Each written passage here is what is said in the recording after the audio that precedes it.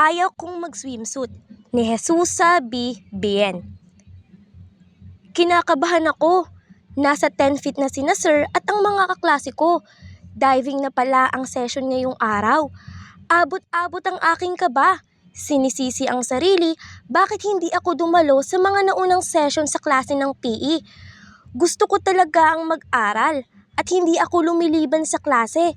Pero dito sa PE ko, 3 linggo akong liban. Natakot lang talaga ako bumagsak, kaya pumasok ako ngayong araw. Sa labis na pag-iisip, muntik na akong makabitaw sa gutter. Hindi talaga ako lumalangoy.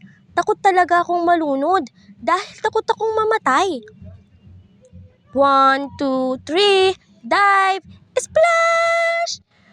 Palakpakan ng aking mga klase. Nag-dive ang crush ko.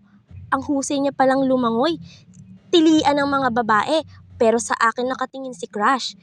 Nasa 3 taon na siya ng kursong engineering. Ang alam ko, mabait at napakahusay niya sa matematika. Hindi ko alam, ang husay rin pala niyang lumangoy. Nasa kanya na ang lahat.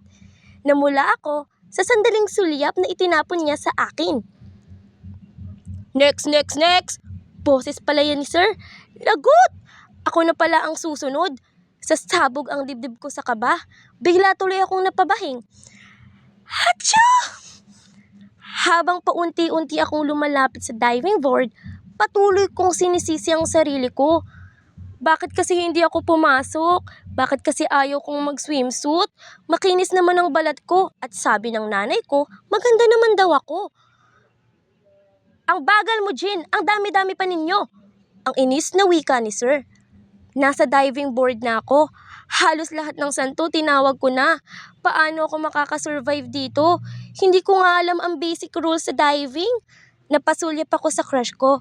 Lalo akong nataranta at muling hatsyo! 1, 2, 3, dive! Nag-dive ako. Subalit hindi kamay ang nauna, kundi paa. Halak-haka ng mga tao sa paligid. Akala ko dahil sa muntikan kong pagkalunod. Iyon pala, lumabas ang aking malayemang sipon na nagkalat sa swimming pool.